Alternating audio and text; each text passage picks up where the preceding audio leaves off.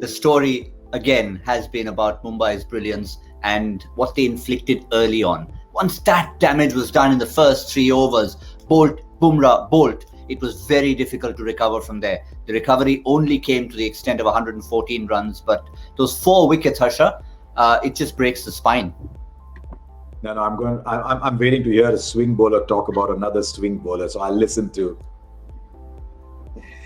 Really, what did you make of this? I mean, there's not a lot of swing, to be honest. Not a lot of swing. No. Just a wee little bit, but Boult was excellent with it. Yeah, he was brilliant, and we have a little group chat when you guys are all watching the cricket, and we're sort of talking amongst each other. And you mentioned it a little bit, in our chat, Siraj, Boult. We have seen some swing in the last few games at different times, and they're genuine swing bowlers. Deepak Chahar, I expect him to get a little bit tonight, but it's 2 to 3 overs, maybe 4 overs at the most. So you have to make the most of it. If you can get through that time when it is swinging a little bit, you'll still be okay. But Chennai just couldn't get through it tonight. It was the pace of Bumrah, the swing of Boult, and just the cleverness. And you talked about Trent Boult.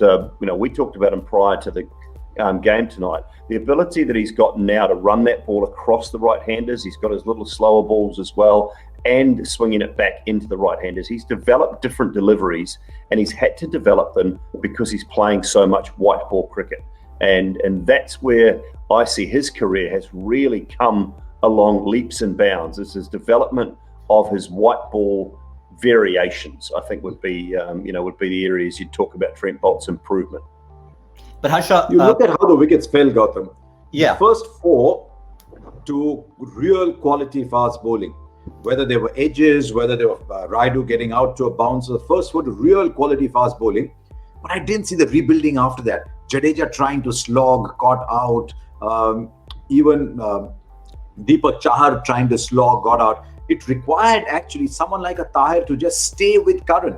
Stay with him. They could have got another 20, 25. Jadeja had stayed as well.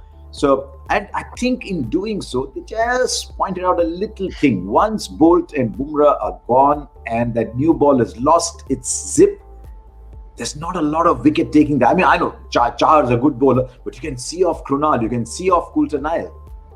Yeah, you certainly can. That 9th wicket partnership yielding 43. And you'd have to say we were all having a little chat. Hazelwood, Tahir, who comes in. But I think Tahir, it was not about his qualities with the bat. It was about his qualities in the mind, his feistiness that got him those runs. But Doull, one more point on Trent Boult.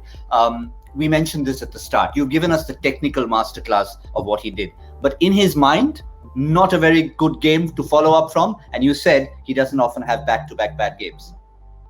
Yeah, and I know you would have listened to that chat with Shane Bond as well, where he doesn't lack confidence either, Trent Boult. And I love that about him as well. And he said to Shane Bond something along the lines that I'll be right for this one. I'm up for this game.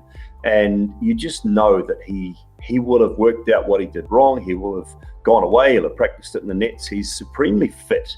And that's something, and not only fit body-wise, but fit mind-wise as well. And he keeps himself in great shape.